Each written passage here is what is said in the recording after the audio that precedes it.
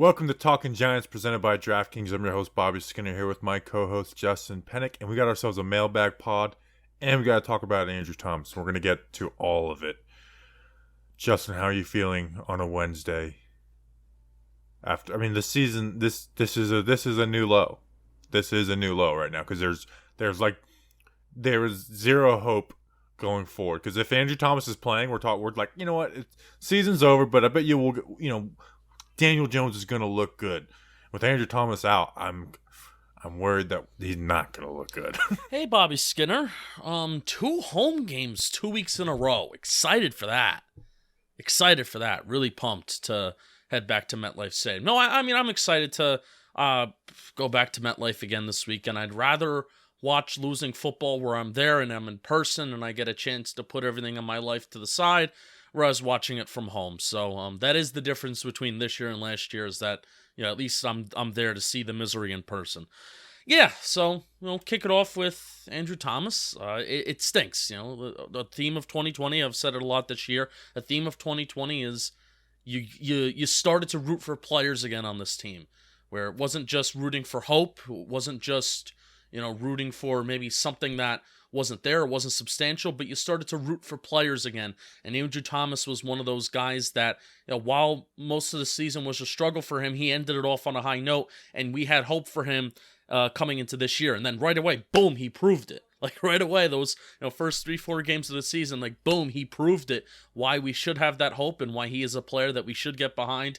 And it takes the wind out of the sails of the team, if they had any wind under their sails to begin with, of the team, and then it takes the wind out of the sails of us as fans, because at least we had some of those players like Tony, like Jones, like Thomas, and now really we don't really have any of those guys, and even without those guys, Jones isn't much. So yeah, and Andrew Thomas going to IR hurts because if all the receivers are out, I'm like, Jones can still look good.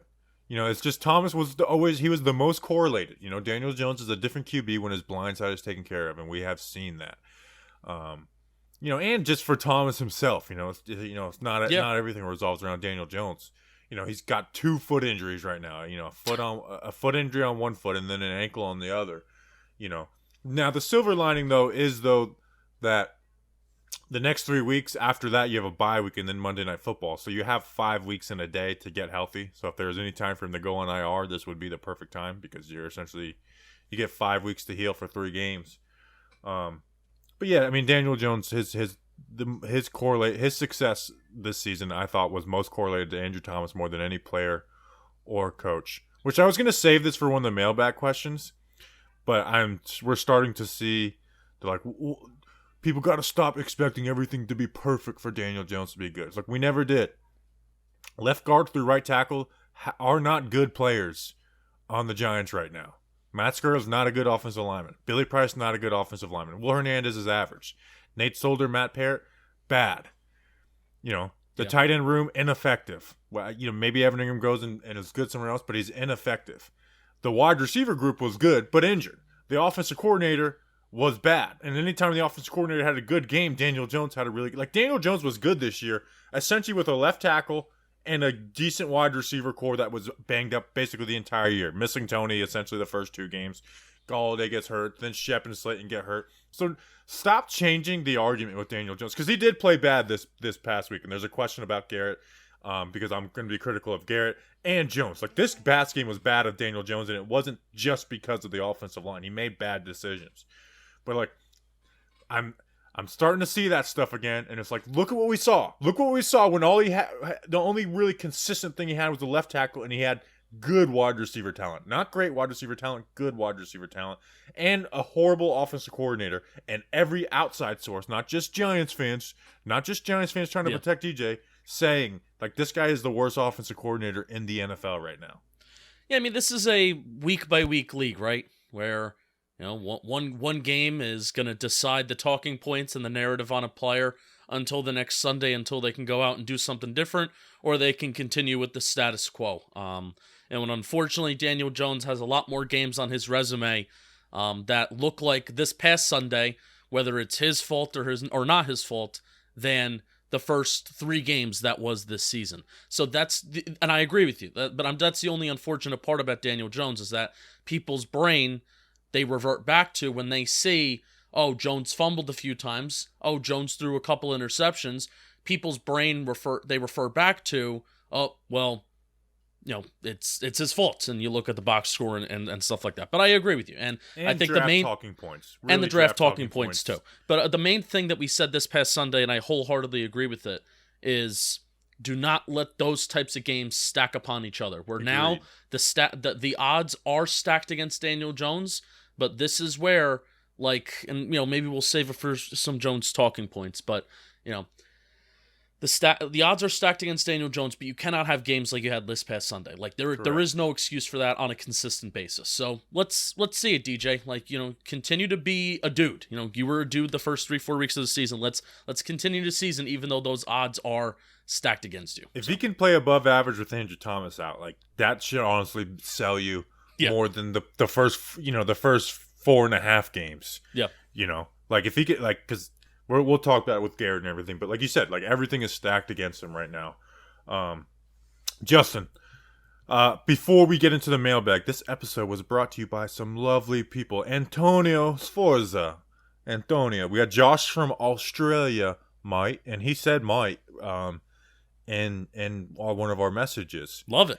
There was a time where my dad and one of his employees were just calling everyone might. They were just doing the Australian voice thing. And I remember business was good. It was after a hurricane. My dad owns a tree service. And so, he weren't really needing work. So he was answering the phone as, tree service, might, how can I help you? Just went all in on it. I remember this story that you told. It was, yes.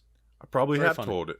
Bryden Lawson, my high school football coach, was Roderick Lawson. Look him up. Jack Feldman. I think this is our second Feldman. I wonder if he's related to Eric Feldman. Eric, yes. Sean Patel.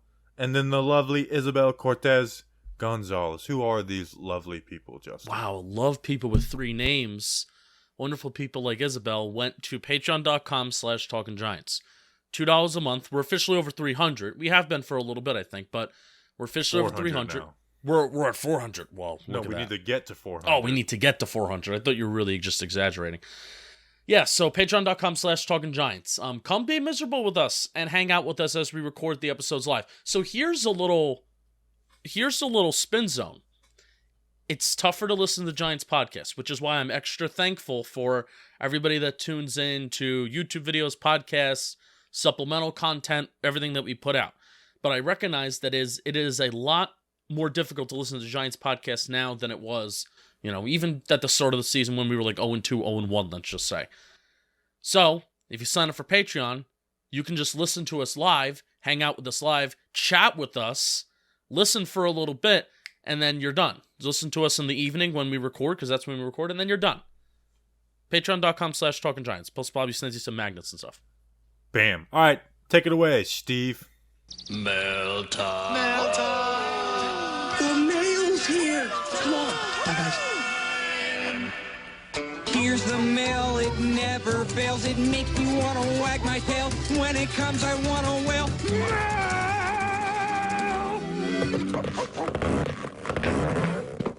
Thanks, Steve from Blue's Clues. Justin, let's get into the mail. All right, we're going to kick off with 2 questions paired together. Bill at Bill_A_B.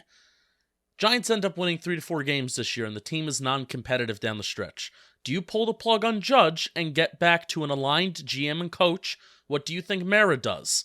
Second question is coming from Jake Salazzoni. Jake Salazzoni. I had to literally do the Italian sign with my hand. It's the one culture we can still make, exaggerate. I love it. It's the one culture we can exaggerate. Do you care to expand upon that more? It's like we can make fun of Italians still. I don't want to make fun of it. I want to just expand upon how wonderful. But now we're really getting into territory we probably shouldn't touch. Yeah, well, no, you are. You just got there. Basically, if you mimic other cultures, you're probably gonna get in trouble. Well, I mean, I'm from New Sean Jersey. McDonough got in trouble for making fun of something on a broadcast a couple weeks ago. I'm from New Jersey. I'm automatically 25% Italian. Like, you can say forget about it, and people won't be like, why are you making fun of Italian culture? All right, listen, Don't forget about this conversation. Don't forget about Jack's question. Jack Salzoni, I know it's only week 7, but the Giants are 1-5 currently. How many games do you think the Giants need to win this season for Joe Judge to keep his job? I think Gettleman is gone regardless, but I think there's a scenario where the G-men have a losing record and Judge keeps his job. I want to start off really quickly, and then I'll let you go knee deep. Jack, I don't think there's like a certain win mandate where, you know, and I get this is maybe the same answer that the Giants will give you too. I don't think there's a certain win mandate in my brain for like, oh, if Judge gets to this win total, I think he's safe. I think it's a matter of, can he keep the locker room, and can they still compete game in and game out, right? Can they finish the season off strong? And I know that's such a stupid answer, but at the same time, I don't think it matters, because I do think that you need to pair the GM and the head coach together. I've officially kind of gotten to that point of no longer talking myself into this line of thinking, that line of thinking. It comes down to results. You need to pair the GM and the head coach together and let this new GM, whoever he is, have whatever kind of say that he wants. And Bobby, I'll let you go now. Okay, good, because I was actually going to ask you that, like, where are you at with Joe Judge right now? This is I used to have like this, you know, maybe this happens, maybe that happens, you know, but Judge hasn't really earned anything exactly to say like, oh, he deserves to be kept. And you know, maybe he does, but I think it's less likely. There's more of a chance of things to go wrong and shit to hit the fan if you do keep Judge, that compared to then just wiping it all clean and just restarting. So yeah, I mean, Judge is 7-15 as a head coach right now. That's not good. And that's where I agree. I think you need to keep him on. Like, Dave Gettleman will be fired, and I think you should move on from Judge as well. And it sucks because I do like Judge. There's things I like about Judge, but he hasn't done enough. You know, like, the defense is bad right now. The offense is bad, and you brought back Garrett. You know, decisions like continuing to play Nate Solder, which Joe Judge is very involved in those things. Like, I think it sucks for Judge that he got put on the last notice for Gettleman as well. Like, it's like as soon as Judge came on, it's like, all right, you're on the hot seat too, because this GM's on the hot seat. I think that's one of our.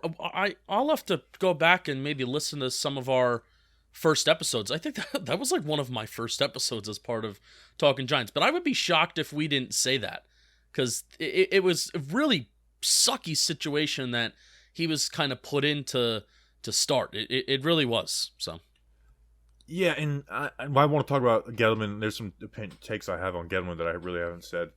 But yeah, I mean, it's what has Joe Judge done this year for you to be like, he's got to come back, you know? And again, and here's something, it's like, I want a fresh start, you know?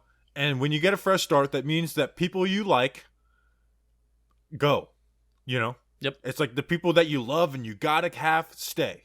You know, like the Andrew Thomas, Kadarius Toney, they have to stay. But there's guys you like that will go, you know? Like with Jabril Peppers right now. I like Jabril Peppers. I defend Jabril Peppers all the time because he gets unnecessary hate. But I don't love Jabril Peppers' game. He's not like a must-have player. So it's like we're starting over. We're going to be starting over, you know, which means that people that you like have to go. You know, it's why I'm okay with, you know, we talked about Dexter Lawrence last week. I'm like, you know what? I like Dexter Lawrence. I don't love Dexter Lawrence. You know, so if they decide to move on and get some draft picks from Dexter Lawrence, I'll be okay with it. You know, whether that's at the deadline or in the offseason, which it could be. So, yeah, I do like Judge. I really do like Judge. But, again, it just hasn't been enough done yet. And I don't want to hamstring this GM. I want us, when we're going to answer a question about John Mayer, I want this new GM to be able to do whatever he wants and not be someone, and I guess we're diving right into it with Gettleman, not be someone who tells John Mayer what John Mayer wants to hear. Yep. Because we're gonna talk about John Mayer, but like, that's what Dave Gettleman has done that actually bothers me more than any personnel move about Gettleman, is that he, in his interest of his own job, has always played John Mayer, saying what John Mayer wants to say. And that includes going back to firing Pat Shurmur with, 3-4 weeks left in the season, going to John Mayer and recommending to fire Pat Shurmur. Totally throwing Pat Shurmur under the bus. Where at the time, if you asked me, which one would you keep, Gettleman or Pat Shurmur, I would have said Pat Shurmur. Now, like this, I'm saying they should have been a package deal. You either kept them both for the third year and gave them that third year, or fired them both. I would have been happy with both, and they took the option to do the, use your phrase, be half pregnant. So that's what bothers me the most about Gettleman is like he does the things that makes John Mara happy, and I think if John Mara can get that nice kick in the ass from someone who comes in and doesn't, like, main job isn't pleasing John Mara and it's doing the right things, that's where I think there could be some hope for this organization going forward. Right, because John Mara isn't. Actually, we got a John Mara. Let's skip to the John Mara question, and then we'll talk about Jason Garrett. And so it's the after this next one. Yeah. I wanted to ask you first because do we have another Judge question? No, I don't think so. All right. So I've been seeing a lot of people on social media talk about how Judge could start losing the locker room in terms of guys like not giving effort. I didn't watch the All 22 extensively. Fully. I think that was overblown. Yeah, I agree. I don't. But Judge didn't though. Judge said there was guys who didn't give effort. But here's at the same time, guys cannot give effort in the fourth quarter of a 38-3 game and not lose a locker room. There has been, and I'm not saying he won't lose it because losing makes you lose the locker room more so than, coach, more so than Joe Judge being, tough, more so than running laps and. Yeah, it's like losing. It's Ben McAdoo wasn't tough on his players. He lost the locker room. Shurmur didn't lose it, but it was very clear like that was very like a rebuilding mode. In his offense, had some really nice games. And you got Odell out of there, which I think kind of was a wake up call for a lot of players in the organization. Yeah. But yeah, there's been zero evidence that Judge has lost the locker room. He may, because losing does that, but at this point there's zero evidence that he's lost the locker room. Yeah, I agree. A lot of people were saying that, and I'm like, I think people are wanting it to be true. I don't think we're there yet, but don't hold your breath. Trait Saquon at Saquon for a second. Tells you everything you need to know there. Do you think this team has any chance with John Mara as owner? I just don't see the light until Mara and Tisch are gone. I don't think John Mara is James Dolan. I don't think John Mara is like has this huge ego where where James Dolan's like literally like having himself play concerts at Madison Square Garden and kicking people out and sending these weird emails and stuff. Like John Mara, I'm not saying he's a good owner, but he's not James Dolan where it's like just broken beyond repair. I don't think. I do think someone, and I think we both had similar tweets about. I brought up Nick Saban when he went to interview for Alabama. He kind of crapped all over the the facilities and everything. And some people in there didn't like hearing that, but others were like, "Hey, no, this is what we need right now. Like we need this kick in the ass because Alabama wasn't good before Nick Saban came in. They used to be good. They had a great history similar to the Giants, but they weren't good before Nick Saban came in, and now they're a powerhouse. So I do think John Mara is embarrassed by this losing. He does care about winning and losing. I know he's making money, but John Mara does care. Like if anything, he cares too much. He loves this team almost a little too much, where he can be too loyal. But with everything going this way, there's going to be firings. I don't think Chris Mara is going to be fired, but I also think Chris Mara might not have as big of an impact as people make him out to.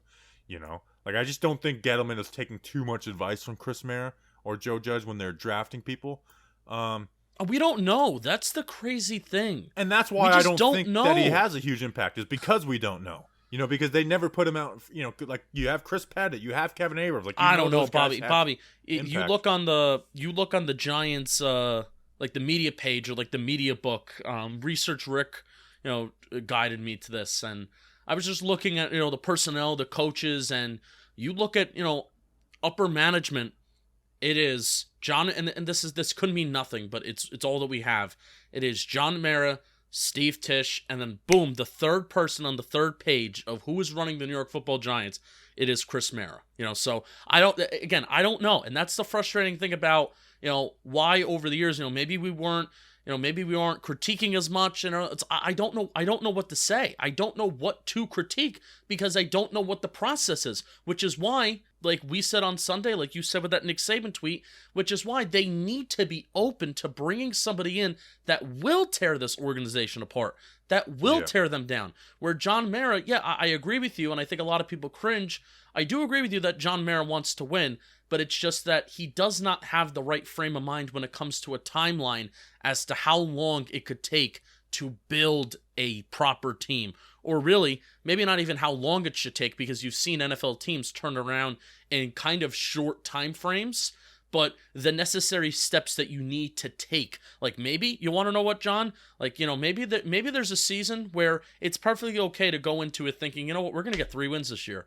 We're going to get 3-4 wins this year. And that's kind of okay when you have that long-term goal of, next year we have more draft capital. Next year we're going to manage our free agency money right. We're not going to overspend on free agents and then put our whole hopes and dreams on those guys that come in. It's okay to go into your first season of a rebuild and say we're going to win 3 or 4 games. But if you build the draft capital that is necessary, like they did not do in 2018, then the timeline can get shifted after that point. But they never did that. And frankly, the only year that they did it was this year in 2021. And that's why I'm hoping that, that's why I say Joe Judge should go with Gettleman, is because, like, you need that revamp. You need new. You can't hold on. Like, I don't want someone, GM, coming in and being like, you know what, we really like Joe Judge, just to get the job and repeating the same mistakes again. And honestly, whatever happens with Saquon, I really think could signal the change, Yeah. Because they could either move on from Saquon or they could lowball Saquon and be like, dude, you don't deserve more than like a $7 million a year deal or something like that, and being like, you don't deserve it, Saquon Barkley. What have you done to do that besides be drafted high and have a really good rookie year? Since then, you've done nothing to deserve a big contract like like a McCaffrey or a Cook got. So I think those things could signal where they're moving. But yeah. Now, do I have faith in that? No, but I also don't view John, like I said to start, I don't view John Mara the same way I would a James Dolan. We're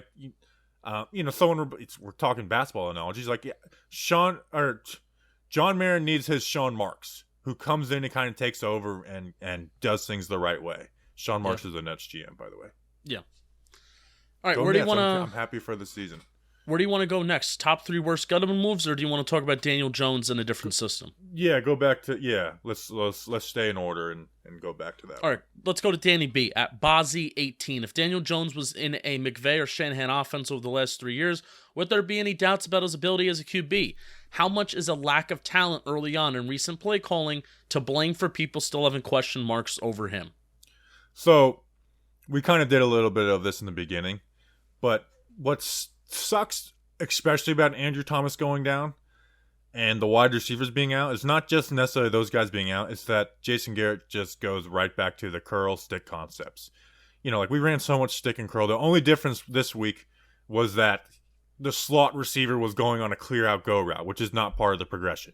Which is why I do the 2 15+ yard routes tweet every week, which usually I feel like paints a good picture. This was the first week where I was like, this doesn't paint a good picture, because they were using a ton of 2 clear out routes, which weren't part of the progressions, And so I wanted to look for something too, and I was like, all right, let me write down every time this happens. Something I talk about a lot, Justin, is the 3-level high to low reads for Daniel Jones. That's where he has his most success, right? Yes. Quarters 1 through 3, they didn't run a single route concept like that. Tough. Not a single one. Not a single one. That's so frustrating, man. Like, that's why it's like when people say, oh, everything needs to be perfect. It's like, no, just honestly, I would give me a good play caller. Like, if you told me right now you could get Sean McVay or whatever really good play caller or Andrew Thomas back, I would take the play caller. I really would, man. It's frustrating. And that's why we said we're not going to react to small sample sizes with Jason Garrett, where I like what he did versus New Orleans. And I kind of like what he did versus Dallas. But it's just like he when he can't block stuff up and he doesn't have the receiver talents, he goes back into his old into that quick concept stuff that just does not fit DJ or really fit any QB, and it's so frustrating. That being said, Daniel Jones played bad on his own. He wasn't helped, but those two, the first and third interception, were really bad Daniel Jones plays. Like you can't you can't really blame Jason Garrett for those. Those were bad Daniel Jones decisions. Yeah.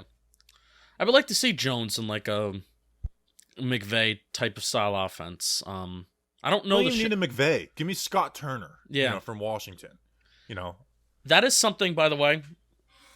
I feel like this coaching staff with Joe Judge and basically 2020. That's where I really feel like I've started to watch football in the way that I'm most comfortable in. Where I'm learning more and I'm still relatively young, but mainly like watching the game of football in the way that I like it and I'm comfortable with in a way that I can talk about it. I am really, really going to be evaluating from the get-go,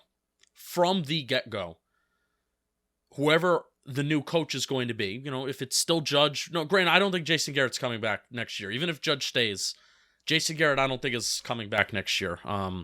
Granted, and that is when I will also be fully behind the burn down MetLife stance if Jason Garrett is back. That would be so frustrating to keep Judge and Daniel Jones and be like, all right, another play caller with the same head coach, and right. Same QB. I'm just saying hypothetically. Gets frustrating. I'm just saying hypothetically. So if a new coach comes in, whether he's an offensive play caller himself or he's similar to Judge or a CEO or he's a defensive play caller, I'm really, really going to be evaluating on what kind of offensive play call and what kind of offensive system they run.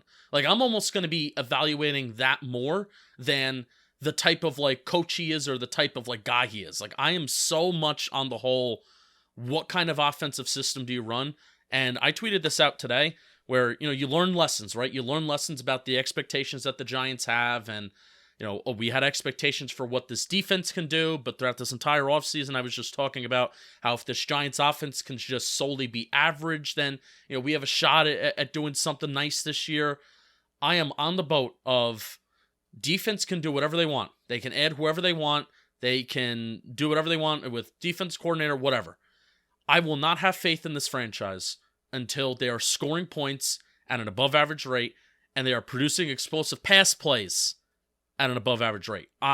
Until they start to prove that to me on a consistent basis, I will have no hope for the direction of the franchise because this is an offensive league and this is a quarterback driven league. So that's kind of like where my brain is at in terms of evaluating the future of this franchise. Yeah, it's a mess, and that's why it's so frustrating that everything is off schedule. Where Judge is here 2 years, Gettleman Gettleman is here 4 years. Because like if we were looking at just the past 2 years with Gettleman, like Gettleman was brought in 2020, Judge was brought in 2020, we probably have a different view. But it's like, actually, no, we don't, because they haven't invested in pass rush or offensive line at all besides Andrew Thomas. Right. So actually, I should scratch that. All right, next question. AZ at Anthony Zaro. What are the top 3 worst Gettleman moves that got us to where we are right now? I would say Nate Solder in 2018. It's crazy how all of these are basically going to be 2018 for me. Nate Solder in 2018. Number 2, just being in general not getting anything out of the 2018 draft class, where there's not one guy that I can just say the Saquon pick and not doing the trade that the Colts did. Well, no, I don't just want to say that. I want to literally look at that entire draft class and say there's not a single moves, not like entire draft class isn't a move. All right, then I will say Saquon. I want it to be nice, and I didn't want to be that jerk, but I will say Saquon because that is generally how I feel. Okay, so I agree with those first 2, Solder and Barkley. Not only is it the running back thing, but you could have gotten Quentin Nelson, which this offensive line feels a lot better with Quentin Nelson, and the 37th and 49th overall pick. You might have been able to get a little more because they would have had the second pick and not the third pick. It was the second pick instead of the third pick that the Jets gave up. Yeah. Or sorry, that the Colts gave up. And you can't say that the Giants and Jets would have traded. They traded in 2019 with Leonard. I know it's a different order, but still, that trade could have happened. So what is your third? This isn't a specific move, but it's just not having any adequate edge rusher 4 years in. Like, not having a single one. That's my third, so to speak. Is that cheating, or do you want me to think of something else? I'm going to say the DeAndre Baker pick, not necessarily because, but you traded up. You gave up the 37th overall pick, the one, and then the 132nd and 142nd pick, and you could have had like a guy like Terry McLaurin with pick 37, or hell, you could have even gotten Baker. I'm not. It's less about the it's less about what Baker happened with Baker, but more so it's like you traded up for what happened with Baker. Like, I'm okay with taking a chance with guys with character concerns. You couldn't have predicted that Baker would have done that. And they should have kept Baker, by the way. Yeah. I'll say Baker too if the edge thing was cheating, because even Baker, who I think the Chiefs like, but he's having trouble finding playing time on a very, very bad Steve Spagnuolo Chiefs defense right now. So he's not even playing there. So I was hoping you'd have a different third one than me, so we could stop agreeing so damn much. What would be your fourth? Golden Tate, maybe? Oh, we'll definitely disagree on that one then. Kyle Rudolph? Kyle Rudolph is worse than Golden Tate. And Kyle Rudolph, that money could have been spent on, like, Kevin Zeitler. Yeah, really. You know? Like, you could have kept Kevin Zeitler. Or it just could have been in your back pocket because there's moves that needed to be made this season to, get some sort of depth for offensive line. I just had something on the top of my head, and it just having basically the process it took Leonard Williams to get fully extended, how that took 2 years, and and it cost you the draft picks plus. So I think that's also up there too, where that's handcuffed you, and now you are overpaying for Leonard Williams, but I'm glad they're paying him, but they are overpaying for him, and it took 2 years to get that done, and they gave him a lot of money in the process of waiting for that long-term contract extension. So, dude, I'm so hungry for a win right now. I'm hungry for a big win this week. DraftKings Sportsbook, an official sports betting partner of the NFL, has you covered. New customers can bet just $5 on any NFL team to win their game, and if they do, you win $200 in free bets. Winner, winner, chicken dinner, Bobby Skinner. It's that simple. If Sportsbook isn't available in your state yet, DraftKings won't leave you empty-handed. Everyone can play for huge cash prizes all season long with DraftKings Daily Fantasy Sports Contest. DraftKings is giving all new customers a free shot at millions of dollars in total prizes with their first deposit. Download the DraftKings Sportsbook app now. Use promo code JOHNBOY.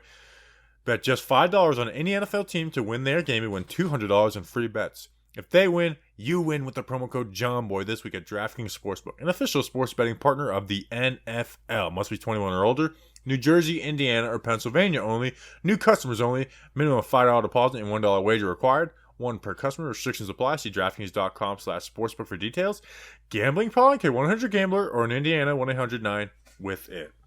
Speaking of burning down MetLife, if Jason Garrett is still coordinator somehow next year, KG, he asks, why is MetLife Stadium still standing? And Mark Reynolds at R_Reynolds, is there still hope that COVID will cancel the season? We need to find a way to derail this season. Well, which I will say, by the way, I know Mark is joking when he asked that question. I still stand firmly behind. I should have saved this point. I still stand firmly behind that I would much rather be at Giants games versus just be home and not go. I would rather see it in person and losing because, like, legitimately, that's like my favorite thing. And I have really accepted the fact that we are going to lose. And what do you think about this? Do you think that I don't want to say a fraud fan, but I'll point it like that. Do you think I'm a fraud fan for continuing to go to Giants games, even though, like, I want the organization to change and I want John Mara to do different things? Do you think, like, I should be not going to Giants games and trying to sell my tickets because I want John Mara to do things differently? Do what makes you happy. So if you don't want to go to the game, sell the tickets. If you want to go. Because I do think not going to the game is a statement, and having empty seats is a statement. But I just can't. I can't do that. Like, my soul can't do that. Yeah, you not going isn't making the difference of John Mara, doing something we want and not what we want. So, I know he can be reactive at times, but but no. If you want to go to the games, go to the games. And we have a question about that towards the end. And if you don't. But we do need to find a way to derail and end this season and get us to the off season now. We'll get a time machine. I know somebody who's building that time machine. Tim Coffey. He asked, if Graham doesn't fix things, is his failure as defensive coordinator more of an indicator of Judge staying or going? The injuries aren't there as an excuse, at least on the defense side of the ball, and Judge doesn't seem to question Patrick Graham's motives. Also, Snacks is winless in the Talking Giants Patreon Fantasy League. Just an FYI, he is quite a loser. I'm killing it in fantasy by the way, this year. So we did the Judge stuff, but I want to just turn this into let's talk about Patrick Graham question. Where I can just kind of instead of doing a film review, I can kind of talk about what scheme stuff I like. First of all, the biggest issue for this defense is pass rush. We've said this basically every episode this year. It's hard to believe how bad this pass rush is. You can make a million funny tweets out of how bad this pass rush is. The fact that Darnay Holmes has the same amount of sacks and QB hits as Lorenzo Carter and O'Shane Ximines. It's unreal how bad they are on the edge. It does not make any sense. So that is the biggest issue. So some things with Patrick Graham. He's running a ton of man coverage, and you live by man, you die by man. And when you can't get any type of pass rush, you get killed, So I'm not totally mad at Graham for that. Here's the things that do bother me about Graham. And we said this on the recap, Paul, but why was Peppers covering Cooper Kupp and man covers without any double team help? That's the kind of stuff that just doesn't make any sense. That's where the stuff where Graham starts to lose me. But if you ask me, rank the 3 coordinator / top coaches on the team, it's very clear that Patrick Graham, I like him more than Joe Judge and Jason Garrett, because at least Patrick Graham makes adjustments week to week. He tries different things. He tries to confuse defenses or confuse offenses. I don't agree with everything, but I still do generally like Patrick Graham. But you just can't, especially against Cooper Kupp. It'd be one thing if it was some random slot receiver in the NFL, but you can't do that against Cooper Kupp. That doesn't make any sense. McKinney's been very bleh, but it's I can't be he's a second round pick. They gotta play him. They're just getting Logan Ryan's not making an impact, and it's Patrick Graham doesn't want to sit back in this soft zone, and it's not because people on Twitter complain about it, but he knows you can't just sit back in soft zone all day. So he's gotten more aggressive, but with being aggressive, you give up risk, and that's why this defense is giving up more big plays. But I complained about the run defense a lot last week. And he didn't go back to the heavy boxes with Peppers in the box, which I want him to do. But he did make adjustments. The Giants' edges can't set an edge. So what they were doing was they were having Aziz and Lorenzo. Didn't they have Ragland out there a little bit? Well, yeah, and they were having Aziz and Lorenzo shoot the gaps inside, and then having the linebackers flow heavy outside and setting the edge that way. And so they did a decent job against the run, even not playing heavy boxes. I still think you get back to heavy boxes, pit Peppers in the box, and you can still man up that way. And then you can have every gap accounted for. You can let your linebackers play deeper. So stuff like that. So there's things I want, but I kind of blame it on the players a little bit too. Oh, I am mostly. And you know me, this has been my big talking point this year. I have mostly been on players. At the beginning of the year, I was like, well, what's going on? Is it Graham? I was a little frustrated with Graham, but now, Bobby, every single week, somebody drops an interception. Every single week. And that one dropped interception, if Bradberry comes out with that interception in the first half this past Sunday, it most likely does not be the deciding factor in a 38-11 game. If your offense isn't scoring a touchdown until garbage time in the third and the fourth quarter, then it doesn't matter. But you give yourself a shot. Give yourself a shot to change the game and to flip momentum. And that was the expectation of this defense this year, that this defense is a team full of playmakers, but they just don't make plays. And that's what really is what is most frustrating to me. All right, next question. Next question is coming from Wes Logan Ryan, Locke. do something, please. At Westy Westigles. Is it bad that I'm kind of sorry for ruining Wes's question. Yeah. But we joked a lot about Logan Ryan pandering and stuff, and now that he's not making plays, it just annoys me. For some reason, I'm just annoyed by Logan Ryan, and it's not I shouldn't be, but I'm just you do all that pandering and you how about make a play? Yeah, But I'm also doing the same thing people are doing to Judge, and that's not fair. yeah, I do hear him now. Like so you know how I say don't get frustrated by post game quotes or press conference quotes kind of throughout the week. I will say whenever I do hear him talk, and he is a little bit more conscious about it, being like, yeah, I've been there, done that. I've made game-saving interceptions before, and I have faith that we're going to get there next week. But it's the fact that I said Pontius. I think the word is pompous. Pompous, yeah, not Pontius. Pompous Pilate. Yeah, pompous pilot. The fact that he's a little arrogant about it kind of bugs me a little bit. But again, it doesn't matter. So yeah, who cares? Who cares? I just want him to make a play. But does somebody have a question about like being a leader and that we don't have a Justin Tuck in the locker room? Is that a question that's on I didn't do here? that one because I don't agree with that. I think it's just we're bad. Here's where I agree with it too. But here's where you can come to a little bit of a point about it. If Logan Ryan is acting like that, we're not behind closed doors. We don't know. But if Logan Ryan is like acting like that, like, yeah, we've made these plays before. We can do it again. Blah, blah, blah, blah, blah. If he's acting like that, again, just very pompous, and that's a mentality of the locker room, that's not a good mentality. Like Tuck was, I hate to do it. Tuck was one to be like, yeah, we effing suck, and he would kick everybody into gear. So that is where, I feel like that can be felt. So Wes Locke at Wesley Westicles, why does the Blake Martinez injury feel forgotten? It was barely discussed when he went down. Defense isn't the same without him lining everything up and being a tackling beast that covers up the issues of this defense. Is his injury the most significant loss? I would like to think that we have talked about it. Maybe everybody else hasn't talked about it, but I'm glad to see that Graham made that adjustment that Bobby was talking about, because teams were so often running outside the tackles against us. Like 30% of rushing attempts before the Rams game were going outside the tackles. And I think that's where you felt Blake Martinez has lost the most, because Reggie Ragland and Tay Crowder, they can't really lead the pack going sideline to sideline like Blake Martinez can. So, but yeah, Wes, it's been like an underrated talking point. It's definitely hurt, and it definitely hurts, but at the same time, it's like every team deals with injuries. That's really the only injury they have on defense, and it's not responsible for them being ranked 30th in points. So like it definitely hurts. They miss Blake. It does make a difference in the games. People saying that he's not a difference maker doesn't make any sense to me.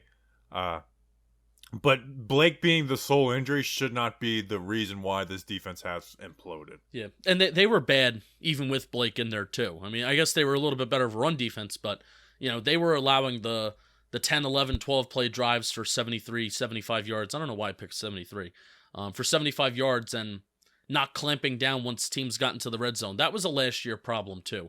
No, that was going on with Blake Martinez in the lineup. So, yeah. All right. The run game did get significantly worse without. Yeah. Blake, no, absolutely. Jake Barrow at Do a Barrel Roll. What keeps you guys going, making content for this season? Obviously, you guys have 66% of the season left to go. So, A, what's your secret? And B, what are some specific goals or storylines you want to keep tabs on in preparation for 2022? I will say, being the third year of doing this, is a lot of our content, like the O-line report, the film review, like a lot of it has been throwing stuff at the wall and seeing what sticks, and then it's like, okay, this is consistent. We need to do this every week. Well, that's what content is. Yeah. Yeah. Like, but now that, like, if this was the first year, I probably would be like not doing as much. There was weeks in 2019 where it's like I'm not watching. After that Eagles Monday Night Football loss, I was like, I'm not watching film this week. I was like, I'm just not doing it.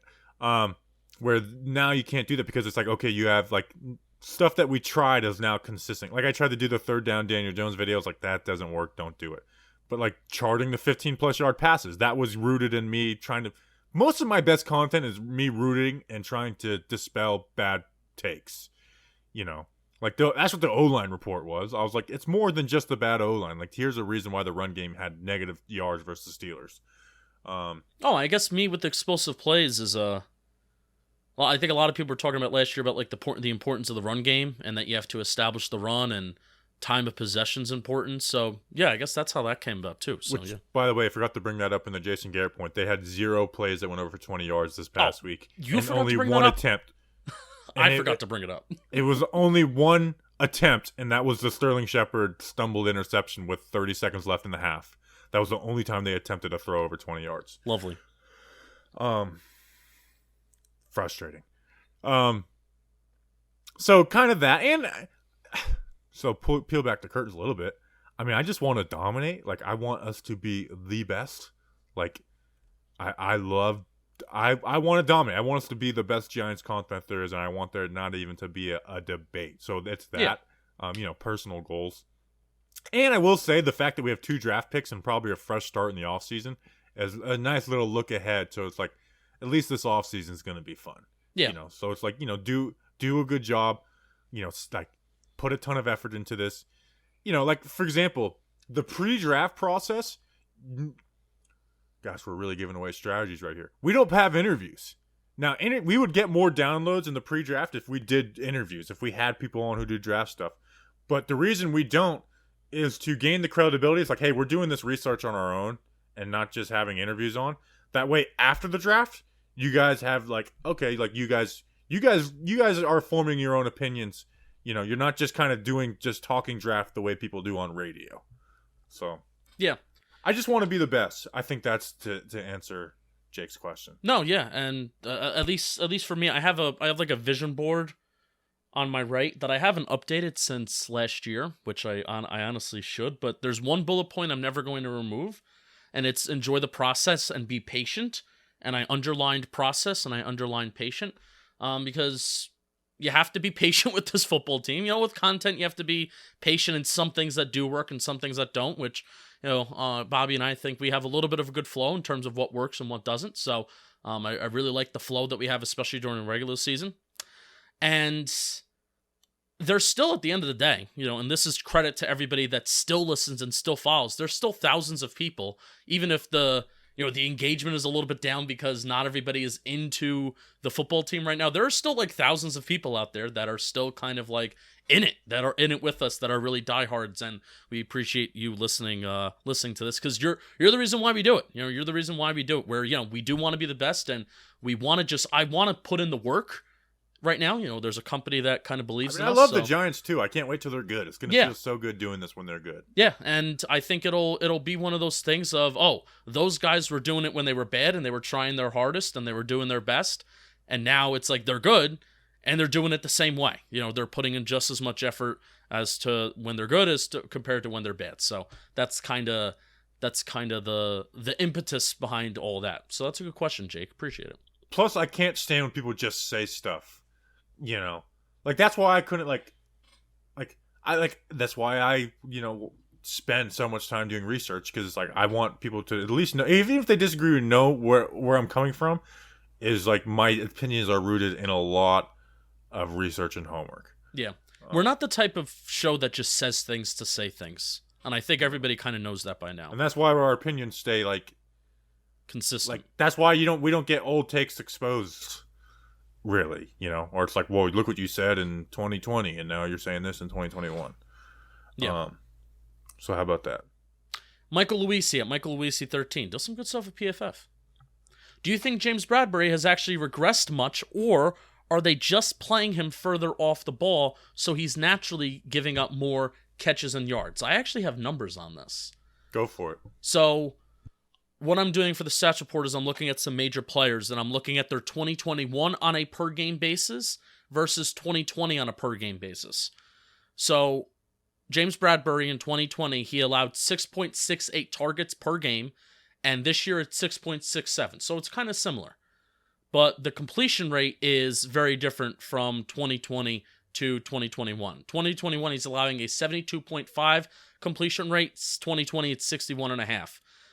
This year, he's allowing 61 1/3 yards per game. Last year, it was 36 2/3 yards per game. His air yards on completions per game last year was 24.5 yards per game. This year, it's 41.6. I mean, that's almost double. His yards after catch per game is 19 2/3 this year, whereas last year, it was 12 1/4. So a lot of those categories, they are substantially bigger. I mean, especially the air yards on completions, where James Bradberry last year, one of his things were you can be targeted a lot and maybe you can allow completions maybe 60% of the time, but as long as you're being targeted behind the sticks and in the intermediate part of the field, I really don't care, and that was apparent last year. But this year, he's allowing a little bit more yards after the catch, and the air yards per game is like 41.6. That's not great, and that's not huge regression, but it's enough regression to, when you're having the expectation of being a number one corner, it's enough regression to be disappointed in. Yeah, and you did a great job answering. I'll just put in playing more man coverage puts him in some rougher situations too. Is he playing off the ball on a consistent basis? There's times where he is, but no, I don't think that's the cause of it. I thought Washington he was playing off the ball, but I don't remember Washington everyone played off the ball. I mean, that was the soft zone stuff. Yeah, that was like the soft zone takes were like totally like warranted that game. But besides that, we've actually haven't played really a lot of soft zone at all. All right. Last question. Daddy Dimes at und 6. I think they're Humund 6. I'm going to go with that. Coming over from London for my first Giants game, November 28th versus the Eagles. Heard Bobby Skinner will also be there. What's the plan pregame? There's going to be a lot of people there. Ruben's coming from Spain. Entertainers coming. Mr. Brownstone's coming from North Carolina. Some of our other loyal listeners are coming up. That's going to be that's going to be fun. Like, we are going to have fun. My first favorite player of all time, Michael Strahan's getting his jersey retired. We're going to boo the crap out of John Mara. I really do hope John Mara shows up on the stage because I want to boo him. He will not. You won't boo him? No, John Mara will not show up. Oh, I really want to boo John Mara. Like, I really am looking forward to it. That's going to be a fun weekend. It's the weekend after Thanksgiving, too. So, I don't know what the plan is, but we'll obviously have some type of tailgate. It won't be like Fan Fest where we're providing a bunch of food and doing a live show before the game. Because I would maybe... We have to talk about this, and this has to be something that has to be done, and this is going to be on me the next kind of 2 weeks. I would like to do something like Fan Fest where it was something somewhat formal, where we are offering something again, and maybe recording some. I want to see if we can do something, because now that Brandon London's been coming by to some tailgates that I've been at, I want to see if maybe I can talk to him and be like, hey, are we allowed to do stuff from the parking lot? We don't have to make money from it if we can just record something like we did. I don't know how cold it'll be with the equipment and whatnot, but I would like to do something. Yeah, the only thing about doing a show is it gets dated quickly. Yeah, and then it's we're not going to be on speakers for everyone to hear. At FanFest, people have kind of huddle around us. That is true, and that is I do think the line in the sand is yeah, you can record something, but then it's the second if we start broadcasting to people, I think that's the second that it becomes a problem. Which honestly, I was thinking about this the other day. You know we how could do the pregame show from there, but it's. I think it's just better just to hang out with people. No, I do agree.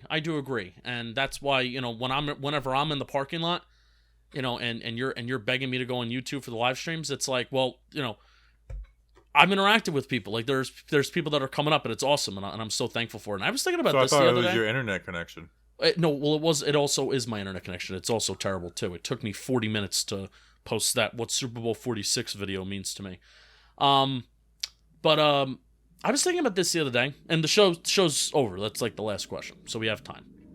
But you know how we've always said, we don't really want a formal relationship with the Giants, blah blah blah blah blah. But right now, it would really benefit them to have creators that are in the parking lot, interacting with people, getting more camaraderie going. That would really benefit them.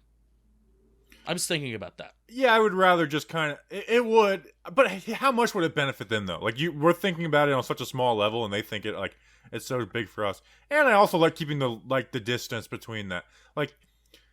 Do you think they think it's funny that I'm making jokes about burning down the stadium? No, they can't stand that. Well, that's the trick. You wouldn't be at every game. I just don't feel like getting the they're oh, you guys are shills for the organization or whatever.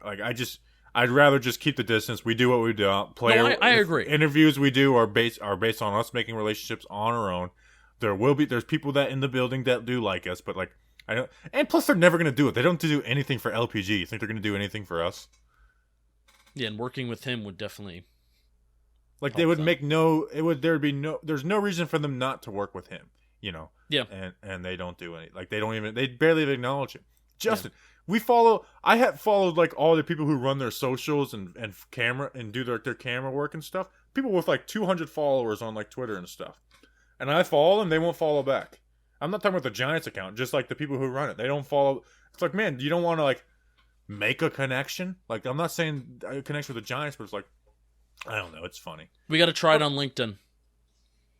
Huh? That's where we got to try it on LinkedIn. That's where connections live and breathe. I'm stunting for John Boy Media. You're stunting. Did you see that I got us. Wait, first of all, this is not something that you were probably going to say. David Cohn. I had no clue. I found out when everybody else found out today. Zero clue. Someone told me last week, but it wasn't like a let's fill you in. It was I was trying to talk to somebody and they're like, well, they're doing this stuff right now. I was like, oh, I didn't know that was happening.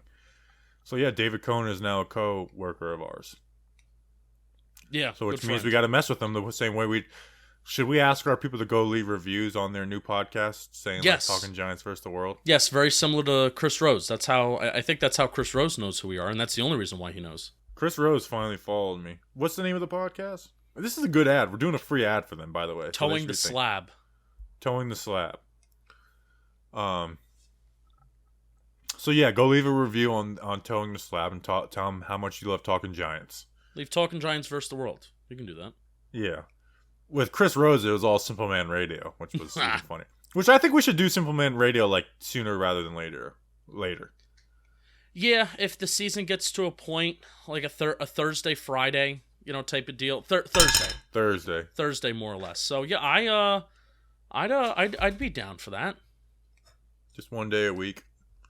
Me, you, Danny, Snacks. Yeah, I think I almost think like I really want to do a show with Snacks, like a long form show with Snacks someday, and maybe we can do like a Simple Man Radio 2 times a week where it's like me and you and then like me and him, like then just I would be down for that because you obviously do more, you do more film work than I do, so over the off season I'm gonna have to.